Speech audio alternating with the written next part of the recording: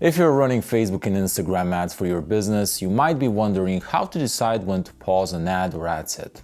Watch this video till the end because I'm going to give you the exact metrics and benchmarks to look at in order to determine what to do with your ads. If you're new here, my name is Mit Kazakov, and over the past 8 years I've worked one-on-one with over 3 dozen 6, 7 and 8 figure businesses. I've personally managed over $4.5 million in ad spend, generating over $24 million in tracked ROI and God knows how much in untracked revenue, all before launching scientific scaling systems where we help coaching, consulting and agency businesses scale. One of the most common questions clients had when I used to be a full-time media buyer back in the day was, how do you determine when to pause a Facebook ad or ad set? Clients would often wonder about a new ad we've launched, or they'd see an ad or ad set's performance dip after doing good for a while and they'd stress over it or want to make rash decisions. Now, if you have at least some experience with media buying, you know that you do not want to make rash decisions and change stuff all the time, because if an ad was actually doing okay and you pause it or touch it, you might screw it up and it might never perform the same way.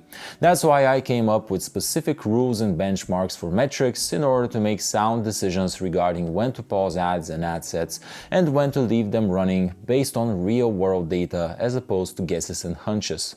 So let's start with ads first and then we'll cover ad sets. First, you need to determine what success looks like for your business in terms of metrics.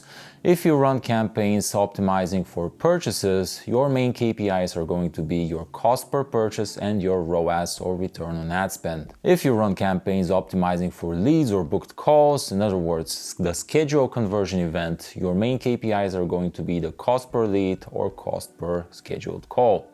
So the first step is to set a target ROAS, cost per purchase, cost per lead, or cost per scheduled call, depending on what conversion event your ad set is optimizing for. Once you've done that, when you launch a new ad, do not touch it until it generates 8,000 impressions. According to Facebook, that is how many impressions an ad needs to have for the machine learning algorithm to optimize delivery so that they can find the right users for your ad. Once it's generated 8,000 impressions, compare the results to your KPI targets. If it's at or over target, obviously leave it running. If it's close, in other words, within 10 to 15% of your target, let it generate another 8,000 impressions. Once that's done, if the ad is still not hitting your target KPI, pause it.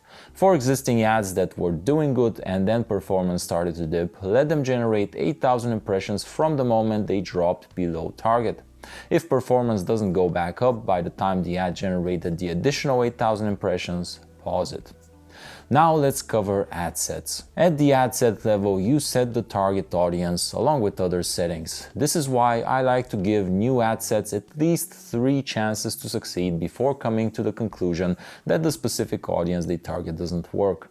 This means running at least 3 ads with unique, different angles inside, but not more than 4 or 5 active ads at the same time in a single ad set if your budget is small, because then you're gonna be spreading it too thinly. Considering what we've discussed earlier, if you do the math, each ad gets at least 8,000 impressions, so each new ad set gets at least 3 ads, meaning at least 24,000 impressions before you have to make the decision on whether to pause it. Now, if even one of the 3 ads ends up being a winner, pause the others and leave it running along with the ad set as long as it performs well.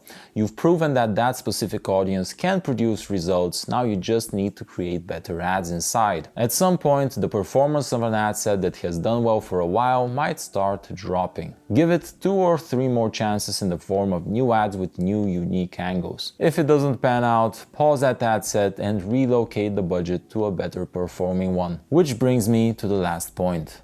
Since your ad budget is not infinite, you may pause ad sets and ads even if they're at or over target KPIs when you have other ad sets and ads that are performing even better and can be scaled by relocating that budget to them. Now that you know how to determine when to pause Facebook ads and ad sets so that you can maximize your return on ad spend, subscribe to the channel and watch this video next to learn my simple 3-step method that will help you attract a steady stream of high-paying clients for your coaching, consulting or agency business.